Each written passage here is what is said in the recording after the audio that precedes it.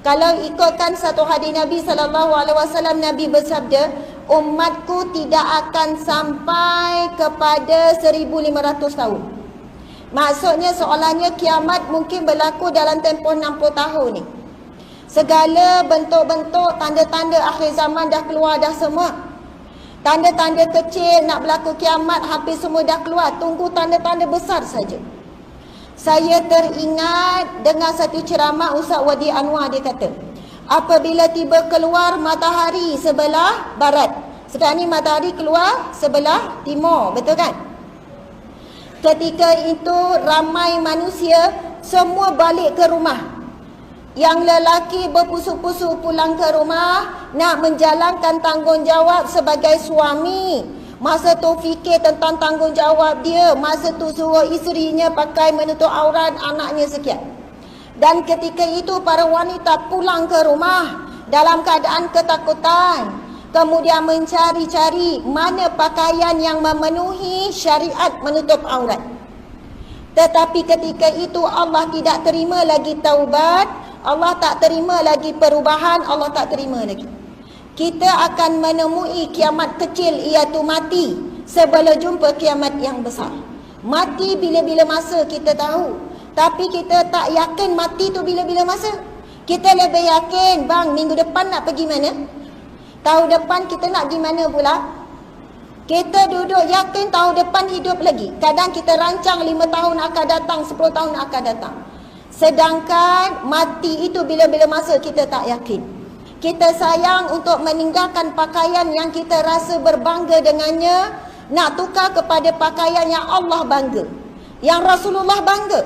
Kita sayang nak tinggalkan cara hidup yang dibanggakan kepada manusia, nak pergi kepada sebuah kehidupan yang dipuji oleh Allah, dipuji oleh para malaikat, dipuji oleh Rasulullah SAW.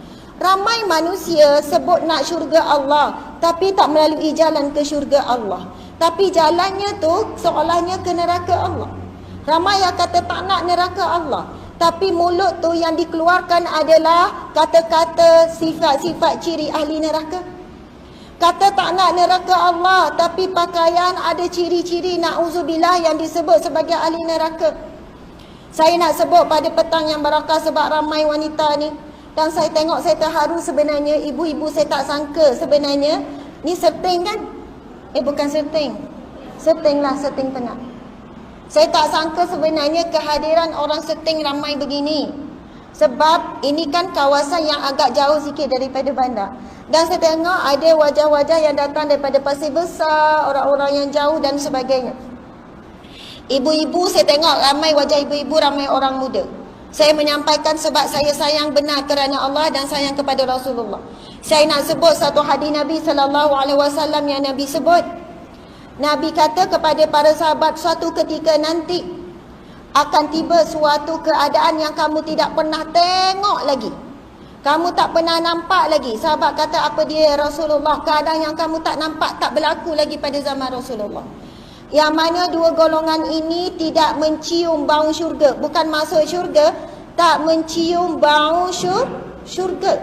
Sedangkan Rasulullah kata, bau syurga itu boleh tercium sejauh 500 tahun perjalanan.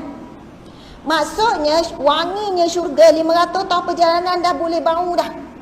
Dia punya dingin, dia punya best, dia punya seronok dah 500 tahun perjalanan. Jauh tu.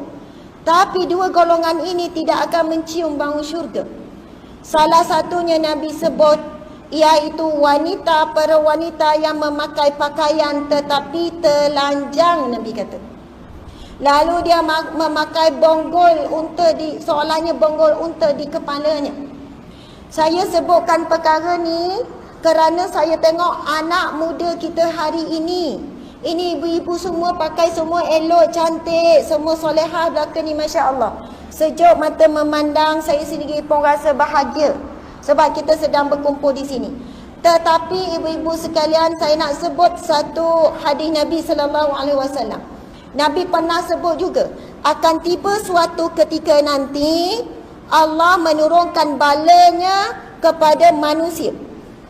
Kan umat Nabi Muhammad SAW satu umat yang ditangguhkan bala. Kita tahu tak?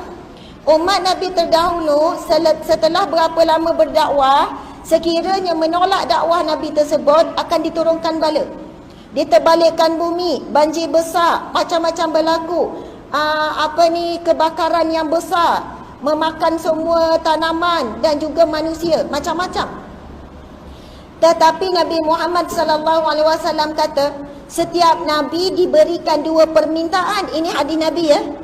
Dan aku menangguhkan satu permintaan untuk ditunaikan di akhirat dan satu permintaan ditunaikan di dunia. Maksudnya setiap Nabi diberi 2 permintaan. Tetapi aku minta untuk ditunaikan di dunia dan satu lagi akan ditunaikan di akhirat. Yang aku minta daripada Allah untuk umatku ialah ditangguhkan bala ataupun kemarahan Allah sehingga saat mati ataupun kiamat. Maksudnya sebab itu kita boleh tengok ada orang 50 tahun hidup, 60 tahun hidup tak semayang, okey je. Sampai umur 50, 60 tak tutup aurat, okey je. Kerja dia menipu orang, okey je. Kerja dia menzalimi orang lain, okey je. Sebab itu adalah permintaan Rasulullah untuk umat dia, selagi mana belum mati ditangguhkan azab. Lepas meninggal bermulalah azab dia di dalam kubur. Dan doa yang kedua Nabi minta ditunaikan di hari kiamat kelak, iaitu syafaat Nabi. Sebab itu hanya satu Nabi je yang boleh bantu umatnya, iaitu Nabi Muhammad SAW. Aku nak simpan satu doa, Rasul kata aku simpan satu doa, permintaanku dengan Allah untuk aku bantu umatku bila di padang mahsyar kelak. Allah perkenankan. Tetapi Rasulullah kata, tapi tiba suatu saat nanti Allah akan menunjukkan kemarahannya, balanya kepada manusia, kepada umatku. Ketika itu sahabat bertanya, ya Rasulullah, sekiranya ada orang saleh ya Rasulullah, kalau ada orang yang salat ya Rasulullah, kalau ada orang alim macam mana, kalau ada orang yang sedang melakukan ibadah zikrullah macam mana, adakah Allah tetap akan turun bala?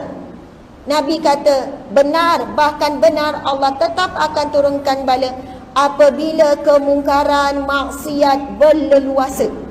Dan sesungguhnya bala itu akan ditimpakan terlebih dahulu kepada orang yang alim, orang yang soleh, orang-orang yang diberi ilmu tetapi tidak menyampaikan kebenaran dan dia membiarkan maksiat berlaku.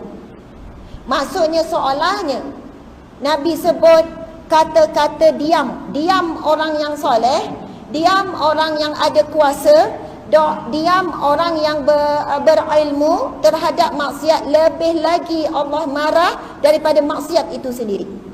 Allah lagi marah kepada orang yang ada ilmu, orang yang ada kemampuan untuk tegur tapi tak nak tegur. Ibu-ibu sekalian, kadang-kadang bila saya pergi ke pasar-pasar malam contohnya, pergi ke pasar raya contohnya, pergi kedai makan contohnya, saya kadang rasa sedih. Sedih itu kita iringi dengan doa juga. Sedih apa? Kadang kita tengok ibu ni elok dah pakaian, ayah siap pakai kopiah, tapi si anak pula, anak perempuan lah biasanya, pakai seluar ketat, pakai baju adik dia, baju kecil, tudung pula singkat, melilit dekat leher je, nampak dada, lengan pun pendek. Saya terdetik, mak ayah tu tak tegur ke anak? Saya pun bersangka baik, mungkin mak ayah dah tegur, tapi anak zaman sekarang. Tapi saya nak sebut dekat ibu-ibu, bapa-bapa sekalian, walaupun kita cakap anak zaman lani ustazah, tapi anak itu acuan kita ibu-ibu sekalian, acuan kita. Akhirat besok dia akan menuntut daripada kita, ya Allah, ibu dan ayahku ini tidak didikku masa kecil.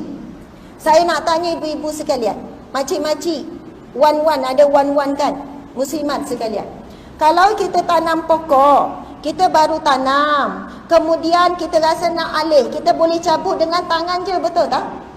Sebab baru tanam. Jadi kita nak alih ke, kita nak buat apa, kita boleh tarik dengan tangan, baru tanam dalam 3-4 hari. Tapi bayangkan kalau pokok tu kita dah tanam 2 tahun, boleh tarik dengan tangan tak? Tak boleh. Kita mungkin kena sodok, kita kena ini, kita mungkin kalau yang lagi keras, kita ambil bloza. Nak sebutnya apa yang anak remaja kita, tingkatan ke universiti ke, kalaulah akhlak dia, pakaiannya tak mengikut syariat, itu sebab kita tanam daripada kecil. Masa dia kecil, kita cakap ala budak lagi. Masuk sekolah rendah, ala budak lagi. Sampai dia balik, benda tu dah jadi tertanam, dah jadi akar kuat. Masa tu baru kita kata, kena ubah dah pakaian. Tak boleh dah pakai ni. Dia dah berakar, dia dah kuat, bukan senang nak cabut. Sebab itu walaupun kita kata budak zaman sekarang, tapi dia anak kita. Hadis Nabi SAW, Nabi bersabda, kullu mauludin yuladu alal fitrah, setiap yang dilahirkan dalam fitrah suci bersih. Fa'abawahu, maka ibu bapanya lah, ayuhawidani au yunasirani au yumajisani, yang akan mencorakkan anak ni ikut perangai, cara hidup, cara pakai, cara makan, cara minum, cara tidur, cara berhibur, seperti Yahudi, Nasrani ataupun Majusi. Kita yang akan ditanya, bukan guru-guru, bukan jiran, bukan tok imam, bukan pengerusi masjid. Ibu bapa akan ditanya tentang anak.